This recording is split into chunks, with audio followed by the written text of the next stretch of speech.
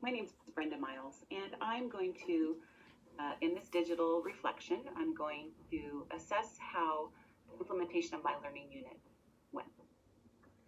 Um, Assessing the abilities that I have as an oral health care promoter or educator.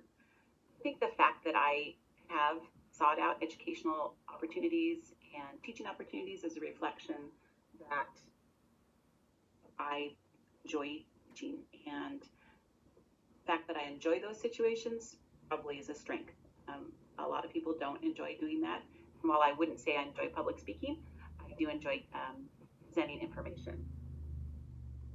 I find that if I feel confident about my lesson content, if I'm interested in what I'm talking about, then I'm comfortable in front of a crowd. And I think this helps a lot in terms of the subject base of this learning unit, certainly, as well as being an oral health care promoter.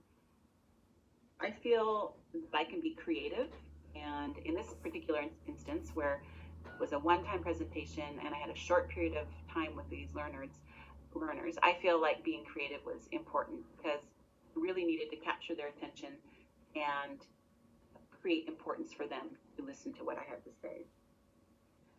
I think I have decent crowd management skills, group management skills, but I ultimately think that if in a lesson presentation, if learners' energy and behavior is not appropriate, it's probably something that I'm doing, and that would be a reflection that I need to tweak my presentation somehow. In looking back over my comprehensive management plan, how did I manage the learners? In my original comprehensive management plan, I intended to use a YouTube video and then enact some skits. What happened was I did use the YouTube video, but we didn't do any acting out of skits. Rather, we discussed scenarios. I think the YouTube video worked really well. I thought it was a good use of technology. I thought this age of learner, high school age students were comfortable with that and interested in YouTube videos. So I thought it was a good choice. And I think in the end it turned out to be. What I found quickly was that these students were eager to talk about these situations, and they were eager to learn about things that I, as a professional, was telling them that they needed to know before going into these professional settings. We're just on the brink of going into a 6-week externship in private practice. So we're really engaged and interested in what I had to say, and they were interested in learning soft skills that we talked about that day, which was great. Scripted scenarios worked really well with students. They were engaged. I think, again, because they were anticipating going into private practice, they liked hearing about situations that could possibly happen in a professional work setting in a dental clinic. So the scripted scenarios, while they weren't skits, they did work well. Going back to the skits, the original intention of using skits and having the students act out things, I would like to revisit that. I hope to present this learning unit again. And I would like to really use that idea because what I realized during my learning unit was there was not a lot of activity. There wasn't a lot of physical activity. And I think for some of the learners, just conversation and observing the video and then talking about the concepts probably wasn't hitting the mark for all the kids. What characteristics make me a good educator or health promoter? Well, I think the fact being a health promoter, that's something that I did for 29 years in clinical practice. I loved it, and I think that in itself makes me a good health promoter. I find value in it. I can find value for every individual when it comes to health promotion. That could be at many different levels. So I enjoy that immensely. As far as characteristics that make me a good educator, I'm interested in what someone thinks. Not so much their opinion about something, how they think about information, how they process information. I think that makes me want to be a good instructor, want to understand the information that's relevant. I'm interested in a win-win for everyone. Win-win would be students going into these professional settings, acting professionally, presenting themselves well because of the knowledge they've learned, and then so dental clinics to win in terms of having good experiences with their patients with these young professionals. I also am not interested in changing anyone. I realize that every personality is unique and valuable. We all have different filters, and it's not so much about creating robots to perform these soft skills, how to act, how to talk, what to say, how to use their own personalities and deliver that information in an appropriate way while still being themselves and using their true gifts that they have as an individual person. And while I don't understand Bloom's taxonomy, I really am interested in the process of learning.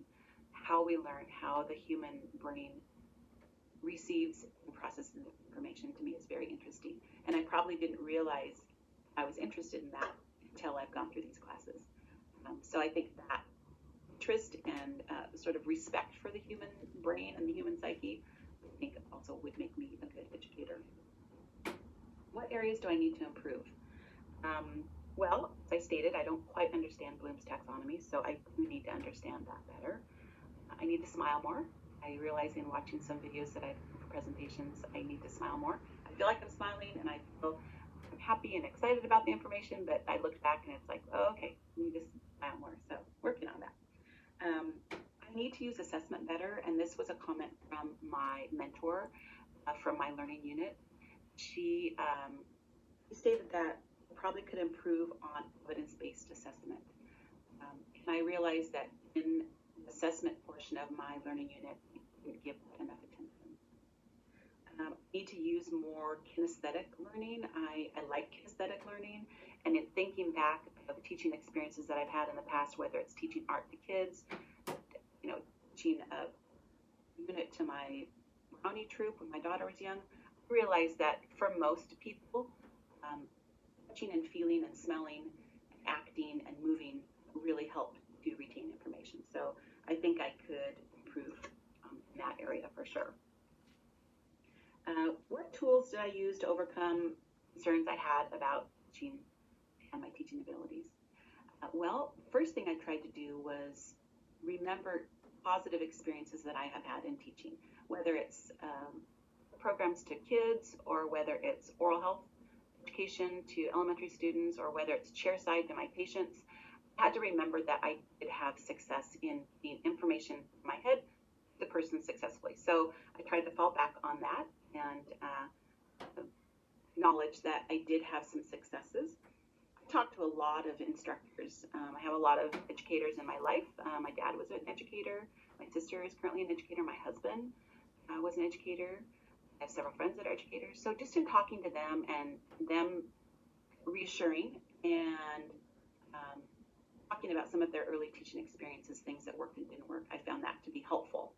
I reminded myself that lessons are fluid, and this lesson, as much as I had planned it out, it may change midstream. And I had to convince myself that it would be okay. I would not throw things off completely. I also had to remember for this particular learning unit, I had the advantage of 2 opportunities to teach. I had a morning class and an afternoon class. So I thought, well, if all else fails, if I bomb in the morning, have a cup of coffee at lunchtime, and I'll do it again in the afternoon better. So that was reassuring to me.